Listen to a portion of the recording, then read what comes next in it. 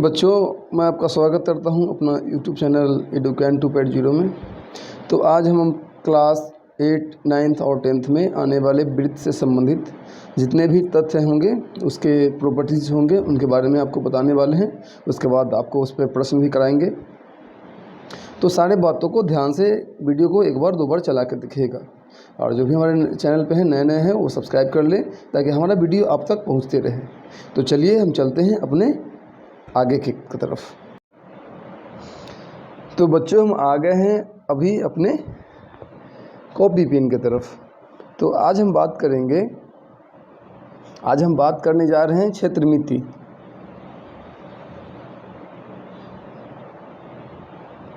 क्षेत्रमिति से संबंधित एक टॉपिक है वृत्त। तो उसी से हम बात करेंगे। मेंसुरेशन इसका टॉपिक है वृत्त। तो वृत्त के बारे में जितनी भी जानकारियां हैं आपको साझा करेंगे, जिससे कि आपको प्रश्न हल करने में बहुत ही सहूलियत मिलेंगे। तो चलिए हम बात करेंगे, वृत्त की तरफ चलते हैं। तो वृत्त को इस प्रकार भी कहा जा सकता है कि एक ऐसा बिंदु का पथ जिसकी एक निश्चित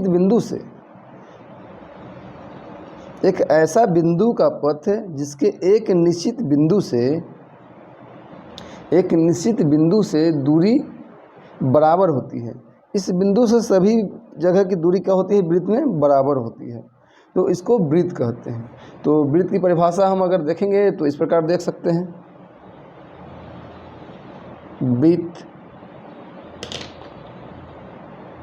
तो एक ऐसे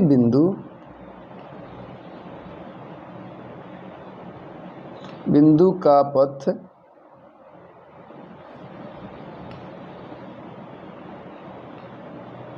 जिसकी एक निश्चित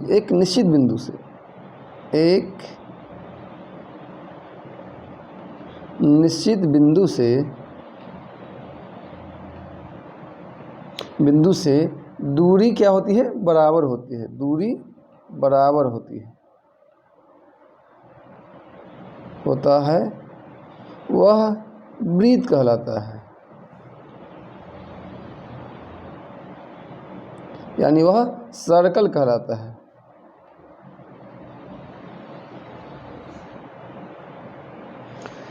तो हम बात करेंगे कि सर्कल में क्या क्या होते हैं, नहीं होते हैं, उसके बारे में बात करेंगे। तो ये सर्कल से केंद्र को मिलाने वाली सीधी रेखा को, सर्कल से वृत्त से केंद्र को मिलाने वाली सीधी रेखा को त्रिज्या कहते हैं, जिसको कि हम आर से नोट करते हैं। यह क्या है? त्रिज्या है। तो हम अगर इस केंद्र को ओ बना लें और इसको ए नाम दे दें, तो एक और खींच लेते हैं त्रिज्या, जो कि बी है। तो ये क्या है? भी आर है। तो जैसा कि आपको पता होगा कि वृत्त का यहाँ से लेकर के ये पूरे दूरी को सर्कल कहते हैं। इसका पेरीमीटर कहते हैं या परिमाप कहते हैं। तो चलते हैं हम। तो वृत्त की त्रिज्या बराबर आर है जहाँ, तो वृत्त की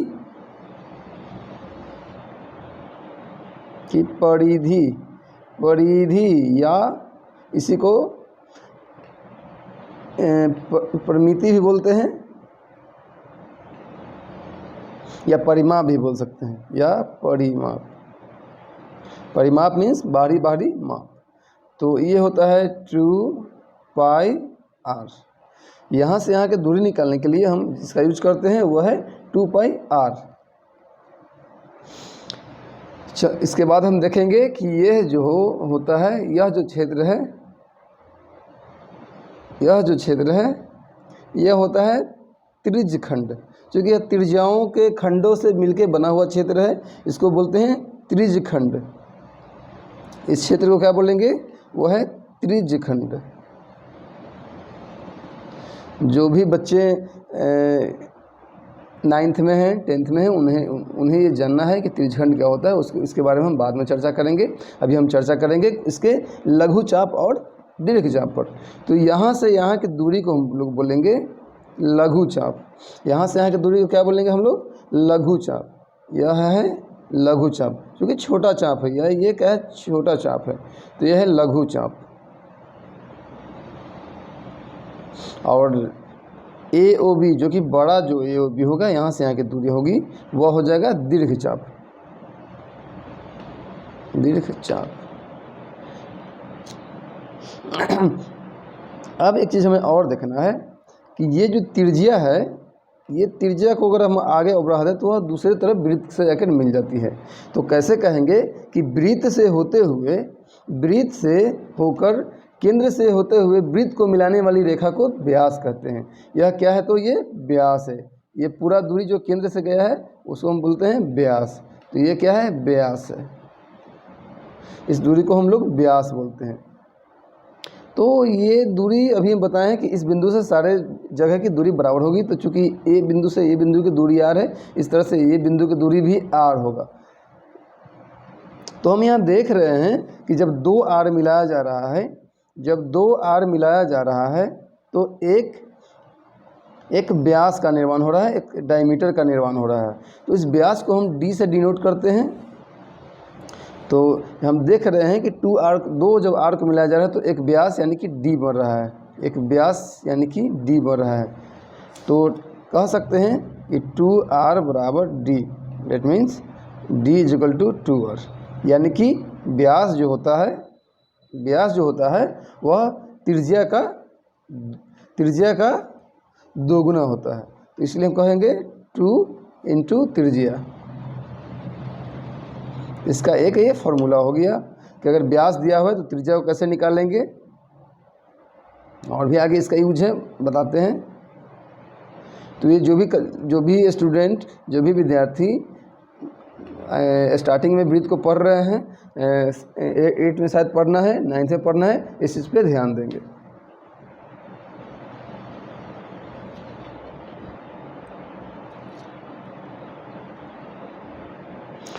इसके बाद आते हैं इसके कुछ और भी इम्पोर्टेंट पॉइंट पे।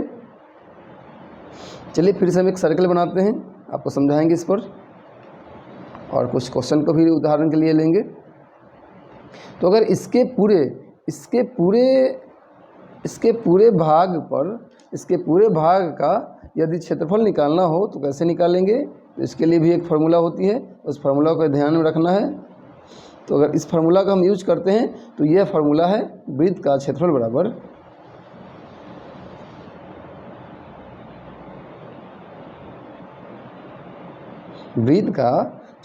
हो जाता है पाई आर स्क्वायर। यह वृत्त का क्षेत्रफल बराबर होता है पाई आर स्क्वायर। इसको भी याद रखेंगे। ये 2-3 फार्मूला से ही आपका काम चल जाने वाला है, तो यह भी फार्मूला याद रखिएगा। अब एक और सूत्र आ जाता है, एक और ध्यान देना है कि अगर हमको यहाँ से यह चाप की लंबाई को पूछा जाता है कि दीर्घ चाप, लघु चाप की लंबाई, जैसे कि अगर यह केंद्र है और केंद्र से यह छोटा चाप हो गया, लघु चाप हो गया, यह O है, A है, यह B है। तो इसको हम बना के इस प्रकार दिखाते हैं आपको।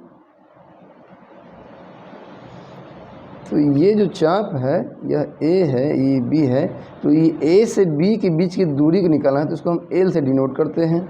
यह लंबाई हो गया, तो यह इसको हम L से डिनोट करेंगे। तो L को निकालने के लिए क्या करना पड़ेगा? तो चूंकि हम देखते हैं सर्कल में कि जब एक पूरा राउंड घूमेगी तो वह 360 डिग्री का कोण बनाता है। तो जब ये पूरा घूमेगा तो 360 डिग्री का कोण बनाएगा। तो चाप के लिए हम ऐसे इस प्रकार निकाल सकते हैं इसका फॉर्मूला को।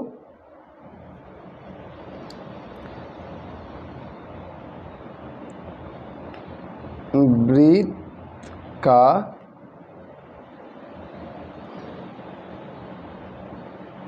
चाप की लंबाई, इसका हो जाएगा फॉर्मूला थीटा बट्टे 360, जहाँ थीटा क्या होता है? ये इस बीच का कोण होता है। ये थीटा क्या होता है? इसके बीच का कोण होता है, और इंटू 2 पाई आर। तो ये 2 पाई आर क्या होता है? ये सर्किल का है, और ये जितना थीटा बनाएगा ये इसके पेरीमीटर आ जाता है और जितना सर्कल बनाएगा उससे गुना करने के बाद इसका ये आ जाता है, लंबाई आ जाएगी। वहीं इसका क्षेत्रफल जब निकालना हो जिसका पाई आर स्क्वायर से गुना किया जाता है। तो चलिए हम दिखाते हैं कि 2 पाई आर, पाई की वैल्यू 180 डिग्री माना जाता है, पाई की वैल्यू 180 डिग्री होता है, तो 2 पाई है, इसका मतलब ये 360 है। तो ये और ये कट जाएंगे तो बचेंगे थीटा इंटू आर। तो ये फार्मूला हो जाता है कि यदि कोण दिया गया हो तो वृत्त की चाप निकालना हो तो चाप की लंबाई बराबर होता है theta into R, theta into त्रिज्या यानी कि कोण इंटू त्रिज्या। तो जब भी निकालना हो तो चाप की लंबाई हो, अगर आपको कोण दिया गया हो तो ये फार्मूला लगा लेंगे और आप इसको डायरेक्ट निकाल सकते हैं। तो लंबाई निकालना हो तो ये डायरेक्ट फार्मूला लगा सकते हैं, या कभी कभी आपसे थीटा भी पूछा जा सकता है। तो अगर यही थीटा निकालना हो यानी कि कोण निकालना हो, तो दोनों का बीच का कोण निकालना हो तो जब त्रिज्या और इसकी लंबाई दिया गया रहेगा तो इस प्रकार हम कर सकते हैं R/L। ये चीज़ आगे आपको 11-12 में पढ़ने को मिलेंगे। तो ये 11-12 में आगे आपको काम आने वाला है, तो बस इसको एक बार देख लेना है और थोड़ा सीख जाना है। ये कंपटीशन वालों के लिए भी काम आएगा।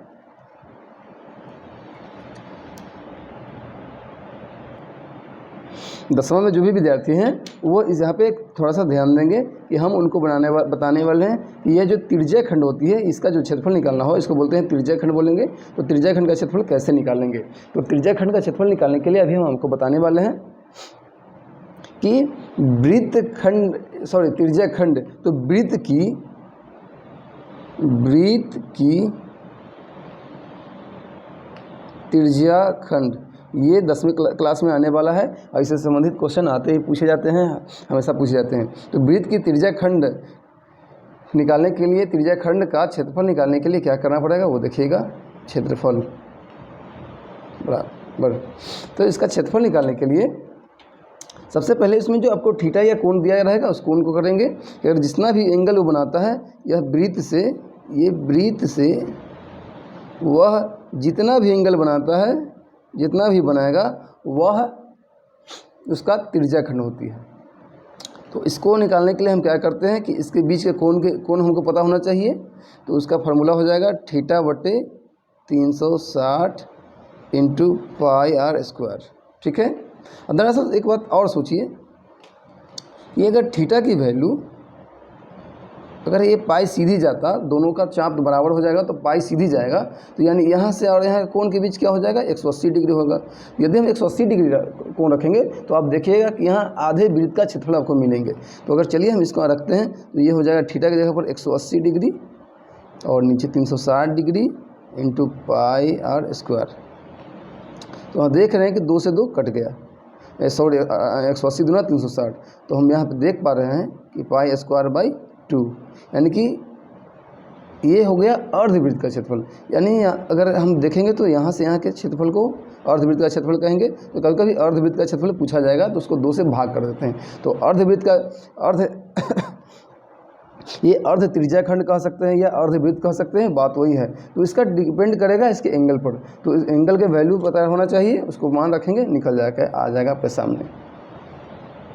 तो ये हो जाएगा आपका एक और फार्मूला है, ये फार्मूला हो जाएंगे। और ये अर्धवृत्त के लिए हो जाएगा, अर्धवृत्त का क्षेत्रफल कहिए या त्रिज्या खंड का क्षेत्रफल कहिए। चलिए एक चीज़ आपको और बताने वाले हैं कि यदि आप थोड़ा यहाँ पे ध्यान दीजिए कि यदि ये जो एंगल है अगर यह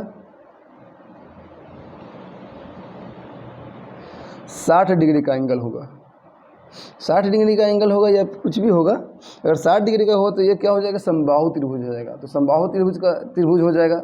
तो कभी कभी यहाँ पे पूछा जाता है वृत्तखंड, तो वृत्तखंड के बारे में बता देते हैं, जो कि 10वीं क्लास में एकदम काम आने वाला है, 10वां क्लास में पूछा जाता है इससे। तो ये जो वृत्तखंड है तो ये त्रिज्या खंड में से यह वृत्त के जो बीच का गैप है, जो क्षेत्र है, इसी को बोलते हैं वृत्तखंड। या इसको थोड़ा सा और बढ़ाया जा सकता है, देखिए कैसे। यदि इसका क्षेत्रफल रहेगा θ/360 degree into pi are square. तो हम वही बताया था कि पाई की वैल्यू 180 होती है, तो 180 यानी यहाँ 360 है, तो इसका दोगुना है, अर्थात हम इसको 2 से काट सकते हैं कि अगर चेंज करेंगे तो यहाँ पे आ जाएगा θ/2 × आर स्क्वायर। तो अगर हम डायरेक्ट मेरे पास थीटा है तो हम ऐसे लिख सकते हैं कि θ/2 × आर स्क्वायर। ये थोड़ा आप ध्यान दीजिएगा। तो ये सब ज़्यादा आपका अप्रोच आपको आगे आने वाले समय में कंपटीशन में काम आने वाली है। तो कम समय में जल्दी से जल्दी क्वेश्चन को सॉल्व कर लेंगे। तो चलिए हम अभी एक एग्जाम्पल से आपको समझाते हैं कि इस तरह के प्रश्न को कैसे हल करते हैं। एग्जाम्पल लेने से पहले आपको एक और इसमें एक इसका गुण है, इसका एक प्रॉपर्टी है कि यदि ये त्रिज्या है और इसको बोलते हैं जीवा, ये क्या है, ये जीवा है। तो अगर इस पर लंब डाला जाता है, यहाँ से इस बिंदु से इस पर लंब डाला जाता है तो इसको 2 बराबर भागों में बांट देता है। तो वो ए बी ये सी अगर मानते हैं तो ये क्या होता है, लंब डालते हैं तो ये इसको 2 बराबर भागों में बांट देता है। कभी कभी इससे संबंधित क्वेश्चन पूछे जाते हैं। तो इसका यहाँ पे हम लगा देते हैं पाइथागोरस वाला फार्मूला, और कर्ण स्क्वायर बराबर लंब स्क्वायर प्लस आधार स्क्वायर का फार्मूला से इसको हम निकाल लेते हैं। तो चलिए जब भी प्रश्न मिलेंगे तो आपको इस प्रश्न का हल करने में आसान होगा। इसमें संबंधित एक प्रॉपर्टी और है कि यदि कोई स्पर्श रेखा खींची जाती है, किसी बिंदु से वृत्त को स्पर्श करेगी, तो यह केंद्र से मिलाने वाले जो बिंदु होंगे, केंद्र से इस पर स्पर्श करेंगे तो यहाँ पे 90 डिग्री का कोण बनाएंगे। अगर कोई वृत्त पर एक स्पर्श रेखा खींची जाती है और इस केंद्र से इससे स्पर्श रेखा के बिंदु को मिलाया जाता है तो यह 90 डिग्री का कोण बनाता है। तो आने वाले समय में आपको काम आएंगे, जो भी कंपटीशन के स्टूडेंट हों उनको ये काम आने वाली है। तो अगर इस चीज़ को हम आगे बढ़ाएंगे और ऐसे और इधर से एक ऐसे बढ़ाएंगे तो आगे कहीं कटेगा। तो कभी कभी इस तरह के क्वेश्चन आपसे पूछे जाएंगे, तो उसको निकालने के लिए क्या करते हैं हम लोग, तो ये यहाँ 90 डिग्री ये बन गया, तो ये कर्ण हो जाएंगे, ये आधार हो जाएंगे, ये लंब हो जाएंगे, और इस प्रकार से फार्मूला लगाकर हम उस क्वेश्चन को निकाल सकते हैं, उस प्रश्न को बना सकते हैं। चलिए इस वीडियो को एक बार 2 बार देखिए, और कहीं कोई प्रॉब्लम लगता है, कोई समस्या आती है, और अगर आप प्रश्न को हल कर रहे हैं और कहीं कोई समस्या लगता है तो हमें कमेंट करके ज़रूर पूछें। धन्यवाद। तो चलिए हम आपको सभी टॉपिक से कुछ प्रश्नों का कुछ उदाहरण लेकर के आपको और अच्छे से समझाने का प्रयास करते हैं। तो चलिए हम चलते हैं अपने प्रश्न की तरफ। तो चलिए हम एक प्रश्न का उदाहरण लेते हैं। प्रश्न है कि एक वृत्त की त्रिज्या 14 सेंटीमीटर है, तो इसका क्षेत्रफल एवं परिधि का अनुपात क्या होगा। तो इसको हम अनुपात निकालने के लिए पहले क्षेत्रफल निकालना पड़ेगा और परिधि निकालना पड़ेगा। तो चलिए हम पहले दिखाते हैं, एक वृत्त को बनाते हैं आपको और समझाते हैं इसको कि कैसे इस प्रश्न को हल करेंगे। और इस तरह के प्रश्न आपको आपके बुक में मिलेंगे, आपके एग्ज़ाम में, आने वाले एग्ज़ाम में मिलेंगे। तो एक हमने वृत्त बना दिया है जैसा कि आप देख रहे हैं। वृत्त के बाद हम एक इस पर त्रिज्या ड्रॉ कर लेंगे। तो अगर त्रिज्या दिया हो तो अगर ये केंद्र है तो ये यहाँ से यहाँ की दूरी को क्या बोलेंगे, हम त्रिज्या बोलेंगे, जो कि 14 सेंटीमीटर है। दिखाई दे रहा होगा आपको, यह 14 सेंटीमीटर है। तो चलिए इसको हल करने के लिए जो दिया है हम लिख लेते हैं। तो वृत्त की त्रिज्या बराबर 14 सेंटीमीटर। तो क्षेत्रफल निकालने के लिए या एवं परिधि निकालने के लिए इसकी साधारण से जो फार्मूला है उस फार्मूला को हम यहाँ लिख लेंगे। तो वृत्त का क्षेत्रफल बराबर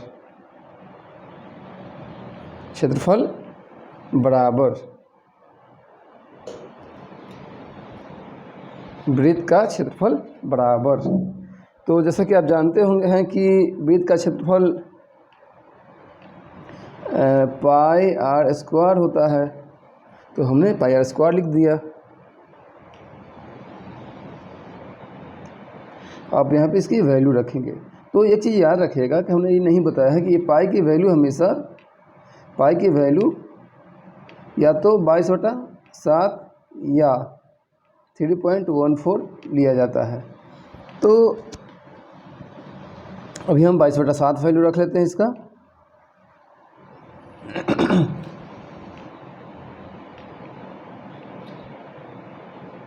अभी हम इसके वैल्यू 22/7 को रख लेते हैं, तो ये हो जाएगा। और आर स्क्वायर, इसका मतलब कि आर का वैल्यू है यहाँ पे 14, त्रिज्या एन मीन्स आर, तो आर की वैल्यू क्या है 14, तो यहाँ हम लिखेंगे 14, इसका स्क्वायर कर देंगे, तो 22/7 इंटू 14, 14 इंटू 14, तो 7 दूनी 14 कट गया। अब इसको हम गुना कर लेंगे, या फिर चूँकि अनुपात निकालना है तो गुना नहीं भी कर सकते हैं, ऐसे भी छोड़ सकते हैं। तो चलिए ऐसे छोड़ देते हैं, 2 गुने 14। उसके बाद हम निकाल देखते हैं आगे। अब परिधि की तरफ चलते हैं। तो परिधि की मतलब होता है, हम बताएं हैं कि ये परिधि होता है यहाँ से यहाँ तक की दूरी। तो उसको निकालने के लिए इसकी सीधा सी फार्मूला है कि वृत्त की परिधि इज इक्वल टू, परिधि को सी से भी डिनोट करते हैं, तो होता है 2πr। तो यहाँ पे 2 पाई कमा रखेंगे 22/7 और आर की वैल्यू 14 है, तो 14 रख लेंगे। तो अगर ये कट है तो काट लेंगे, 7 दूनी 14 कट गया। अब छोड़ देते हैं, 2 गुने 22 गुने 2। चूँकि हमको अनुपात में लिखना है, तो यहाँ पे आंसर की हमको इसका ज़रूरत नहीं है, हमको ज़रूरत है अनुपात निकालना है। तो इसका अनुपात लिखेंगे, तो लिखेंगे कि अनुपात बराबर, तो वृत्त का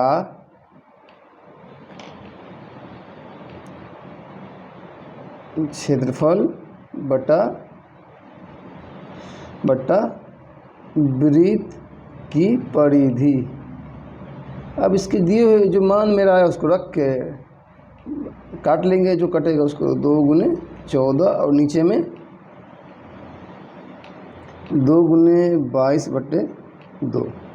तो 22 कट गया, 2 कट गया, इधर 7। इसका मतलब ये हो गया कि 7/1 आया, अर्थात 7 दिखाई दे रहा होगा, 7:1 इसका हो जाएगा उत्तर, ये होगा आंसर। चलिए हम एक और खूबसूरत से प्रश्न को लेकर आपके बीच लाते हैं और देखिएगा, समझिएगा कि क्या है उसमें उसका क्वेश्चन।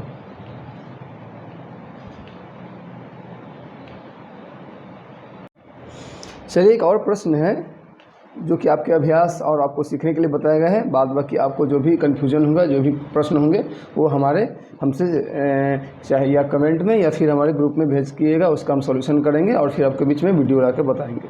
तो चलिए एक प्रश्न फिर है कि किसी वृत्त का व्यास 21 सेंटीमीटर है, तो इसका त्रिज्या एवं वृत्त का क्षेत्रफल क्या होगा।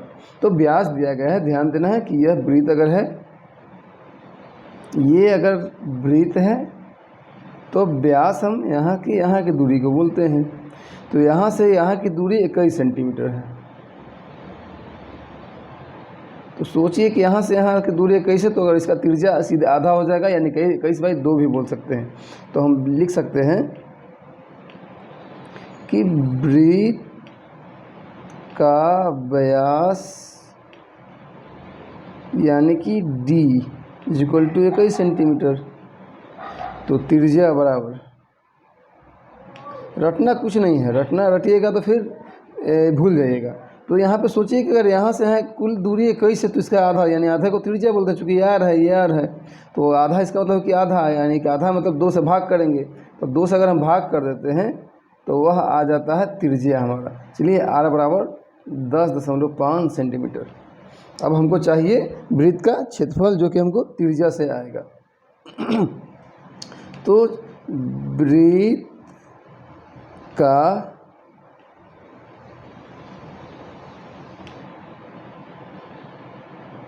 क्षेत्रफल बराबर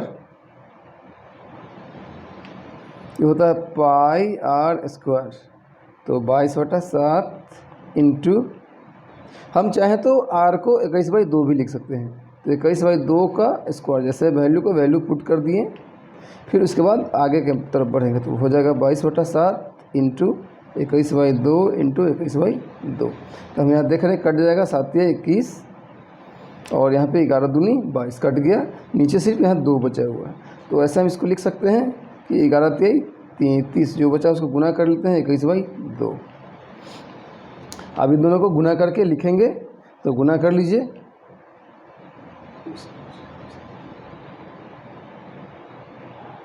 ये आ जाएगा इतना, इसको 2 फिर भाग लगा देंगे तो हो जाएगा 3 ये हो जाएगा 6.5 इतना सेंटीमीटर स्क्वायर। चूँकि क्षेत्रफल है तो क्षेत्रफल हमेशा स्क्वायर में ही आता है, क्योंकि जो दो मापों का गुना किया गया है इसीलिए स्क्वायर हो गया इतना सेंटीमीटर और बटे गुने इतना सेंटीमीटर है। तो इस तरह से इसका आंसर हो जाएगा। अतः वृत्त का त्रिज्या 10.5 सेंटीमीटर एवं क्षेत्रफल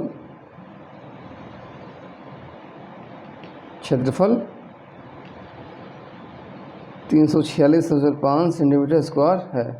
ये हो गया आंसर। चलिए, इस तरह से आपको कुछ प्रश्न हम दिए जाएंगे, उस प्रश्न को आप देखिएगा, प्रैक्टिस कीजिएगा, नहीं बनेगा तो हमसे पूछिएगा, ठीक है। और अनुपात निकालने वाला किसी तरह का प्रश्न मिलेंगे तो अनुपात उसका मान को निकाल करके फिर अनुपात में कर लीजिएगा। चलिए, धन्यवाद।